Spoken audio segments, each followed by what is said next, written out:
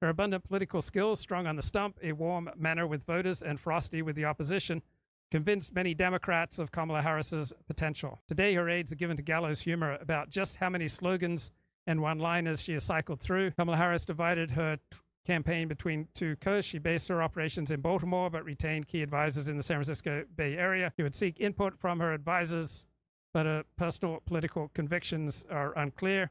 She'd be knocked off kilter by criticism from progressives. So James Barber wrote an influential book, The Presidential Character, predicting performance in the White House. So some psychologists say that he'd classify Kamala Harris as an active positive. I think he's more of an active negative. These presidents who are fundamentally insecure persevere in disastrous policies when opponents threaten their self-esteem, their power, and their rectitude.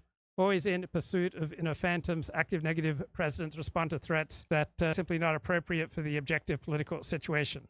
There we have a contradiction between the relatively intense effort and the relatively low emotional reward for that effort. The activity of the active negative has a compulsive quality, as if the person is trying to make up for something to escape from anxiety into hard work. They may seem ambitious, striving, and seeking power. They might seem to be aggressive, but their self-image will be vague and discontinuous. Life will be a hard struggle to achieve and hold power. Active negatives pour energy into the political system, but it is a distorted energy. So examples of active negative politicians in U.S. presidential history include Woodrow Wilson, Herbert Hoover, and Lyndon Johnson, right? This process of rigidification and a movement from political dexterity to a narrow insistence on a failing course of action despite abundant evidence of the failure.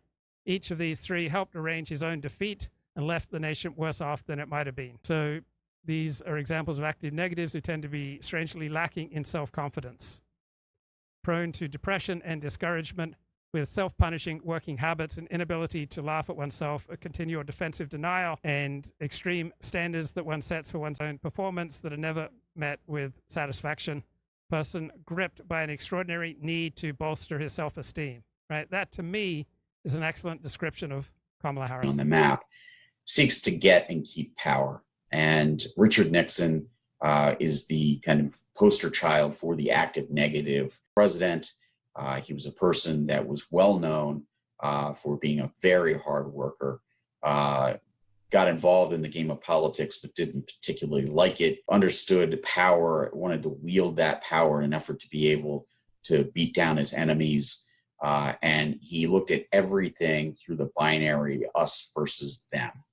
And if you listen to the Nixon tapes and various other things, it was always about winning versus losing and stopping other people from winning. And that, of course, from Barber's perspective, was what got Nixon caught up in Watergate and eventually led to his demise as president and being the only president to resign. Then down at the bottom, we see the prototypical passive negative person, which was President George Washington. And George Washington essentially did not want to become the first president. He didn't like the game of politics. He wanted to retire to Mount Vernon, but was really drafted as being the one person that could unify the country. He did this out of an obligation, a sense of kind of noblesse oblige, the idea that it was his civic responsibility to be president. And as president, his style was very much different, probably, than many presidents after that, particularly in the modern presidency. He felt himself to be above politics. He did not want to get down and dirty. He did not. Okay, there were three psychologists who did an in-depth personality profile of Kamala Harris. This is one of pattern them. And scale 3 outgoing pattern. This graph is helpful in understanding how Harris's personality patterns manifest themselves in her current behavior and potential leadership behavior. Okay.